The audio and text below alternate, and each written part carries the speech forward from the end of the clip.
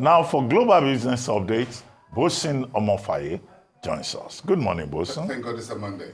Good to have you. Easter Monday. It's good to have you back, Dr. Abati. Thank you. How was the holiday? Yeah. Okay. Come sir. It's good to have you back. I don't think he wanted the viewers to know that he's taking another holiday. It's a Nigerian one. It's a Nigerian in the Did you see Dr. Abati at the Santiago Bernabeu? Front row. He was in Spain. Front row, he and his wife, he didn't know. That should be trending. That should be trending. I'm waiting for what's trending. Let it trend. But again, you know, business never slips, even though sometimes markets. And quite unfortunately, China is warning every one of us not to be friendly with China. So, yeah. Now they got to pick our friends for us. We can't be friends with. It's no longer freedom of association. What can we do? Can you blame China? Yeah, the two largest economies in the world fighting each other, trade war. So China will play his own game. Of course. And when two elephants fight, it's going to be a tough one in Washington this week for the World Bank and the IMF. We've got a big elephant in the room. I don't think there's anything that we discuss more than Trump. For the whole, we hope Reuters will be able to handle all of that. He's going to love it. It's going to be a lot of fighting in the room. Everybody's going to try and take side. But this is what it looks like on Monday morning. A public holiday here in Nigeria and across some of a number of markets around the world. Oil prices fell today after nuclear talks between the U.S. and Iran progressed, reducing the concerns that the dispute will reduce supply from the major Middle Eastern producer. Brent crude was 1.40% down to 67.1 cents a barrel at 0640 GMT after closing higher 3.2% on Thursday. U.S. West Texas Intermediate crude was $63.74 a barrel, down 1.45% after settling higher 3.54% in the previous session. Thursday was the last settlement day last week because of the Good Friday holiday. So Asian markets are open today, trading mixed as China's central bank held rates at a time when the yuan has come under pressure due to Beijing-Washington trade tensions. India's benchmark Nifty 50 advanced 1.06%. Japan's benchmark Nikkei 225 was down 1.08%. In South Korea, the Kospi index was up 0.14% in a choppy trade. Australia and Hong Kong markets were closed for the Easter holiday Monday. So China expectedly kept its loan prime rates unchanged on Monday as strong macro data allows the central bank room to focus on stabilizing the yuan amid trade tensions with the United States. The People's Bank of China's decision to keep the one-year loan prime rate at 3.1% and the five-year LPR at 3.6% comes as China reported better than expected economic data this month. More economic news as the trade war between the two biggest economies in the world threatens to engulf other countries. China warned Monday that it will respond against those that collaborate with the U.S. in ways that jeopardize Beijing's interests. China's warning coincides with reports that the administration of U.S. President Donald Trump intends to use tariff negotiations to persuade U.S. allies to curtail their trade with China. Any party that strikes a deal at the expense of China's interests is strongly opposed by China. A CNBC translation of the Chinese Ministry of Commerce stated, quote, China will not accept this and will resolutely take reciprocal countermeasures if this happens, end of quote. Now, the U.S. Vice President J.D. Vance arrives in India for a 4-day visit aimed at advancing the trade deal and avoiding U.S. tariffs.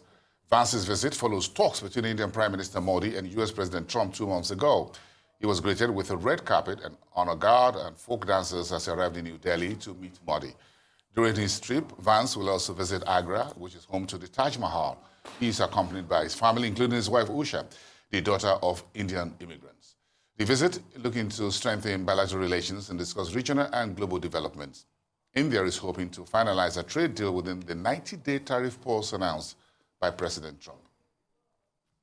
Here at home in Nigeria, top financial officials put on a united front at a strategic investment event held at the Nasdaq market site in New York, a daring attempt to attract international finance and boost investor confidence.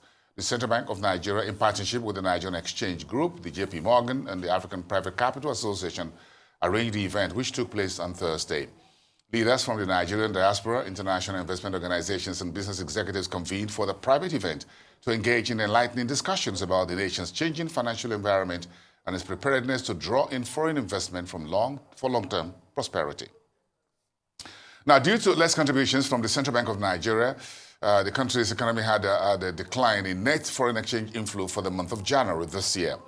According to the Central Bank Economic Report for January, which was published on April 17th, the country's net foreign exchange inflows was $4.79 billion. That's roughly 4.5% decline from the $5.01 billion reported back in December of 2024. Significant variations in total intake and outflows are described in the paper. In January this year, total foreign exchange inflows fell from $10.17 billion in December to $9.63 billion US dollars. And as always, invite everyone to take a peek. Okay, take a shot. Thank you. Well, there's quite a lot there to discuss, isn't it? But yes. I think what jumped out at me was seeing J.D. Vance arrive in India. And it will be interesting to see how he's going to be welcomed, what deals, if anything, he'll be able to strike with India. It's going to be quite an interesting time because we're using this, 90-day cooling off period to see how people respond to these tariffs. I think that ultimately many countries are going to be quite perturbed and annoyed with the United States and feel strong-armed in a lot of situations. So to have the US Vice President come onto Indian soil with his Indian wife and see whether or not they'll be able to negotiate something that both sides would be happy with, I would be most interested to see what that looks like. But he has got an Indian wife by the hand. So the wife will do most of the negotiation. Well, we'll have to see. We expect him to get. We'll have to see because he made sure not to leave her behind. So. No. That's a good negotiating strategy. No, the optics are wonderful. I never thought I would live through the era where China, who's created their diplomatic repertoire investment strategy around non-interference and around whatever your politics is, whatever you do in your country is your business. We just need China to come in and get what China needs. To see this massive shift from that to a sudden anything that you do that we feel is against Chinese interests will be a problem to us. Very interesting. The Chinese hardly talks. They don't hardly speak. For the first time in history, they're talking almost every day. They just keep quiet there in that corner, doing their business and what have you. And suddenly now, almost every minute, they're issuing press statement. This one is talking, that one is talking. So you see that there's obviously a massive threat to the Chinese economic model, their plan and their stability, and they're understandably so fighting back in the way they know best how to. I saw a report that also said that domestically you have your Alibabas, your JD and so forth have also been commissioned to come together and create a strategy that will boost internal domestic consumption so that they can counter the effects of a decrease in exports. However, what I'm interested to see is J.D. Vance in India, I'm glad you took those stories back to back because we're depending on BRICS. And many countries are depending on the alternative market created by BRICS and the relationships that stand within, BRICS and BRICS Plus. So it will be interesting to see the developments between the meeting with the United States and India and how China will respond to India's own attempt to make sure they save their own necks. How will this, and I think this is the United States strategy starting to show itself. It's really a divide and conquer, isolate China, but China already has very deep roots globally, especially when we're talking minerals and so forth. They've been making some friends surreptitiously over the years. Now you got a bull in the China shop. Now, quite literally. So very interesting times we're living through, and certainly keeping an eye on this to see how China will navigate this. But like I said, I don't like to see a China at war. That's one thing the world does not need. Okay. Many years ago, I read a book titled The Coming Conflict with China by Richard Bernstein and Ross H.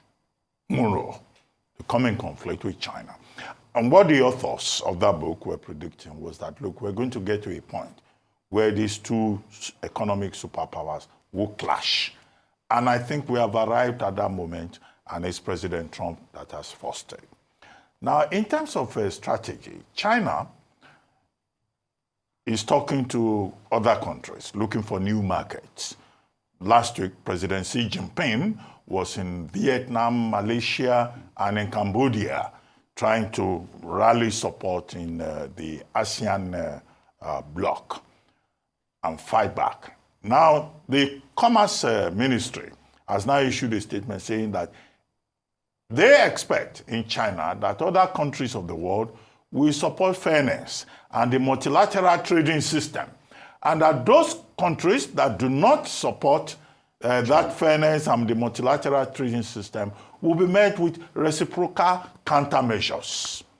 Now, so on one hand, China is engaging.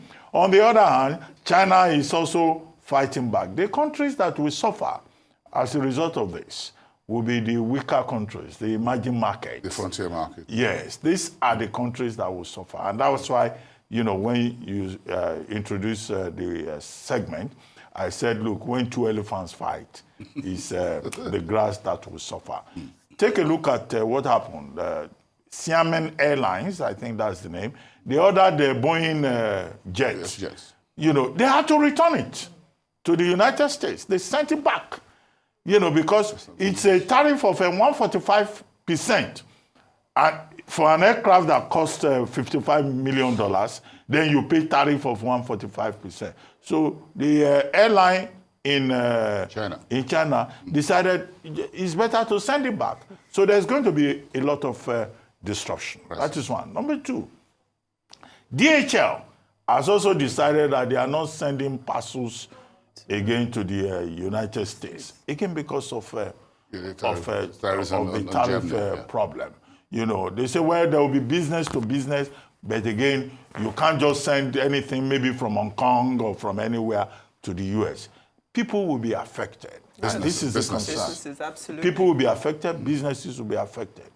Now, Jobs Tei and Shemu, they have this rule in the United States. They call it the de minimis, loophole in trade. But now anything that is above $800, the U.S. is going to charge about 125% tariffs. So this is how it will affect people and affect countries. But the more important area of concern is President Trump now saying the White House is looking at how they can sack Jerome Powell. Yes, and the big issue is, okay, what will be the implication of this for the independence of the central bank and also for the United States fiscal policy? President Trump is saying cut rates. It's a populist move. If he gets away with it, then we're likely to see more disruption.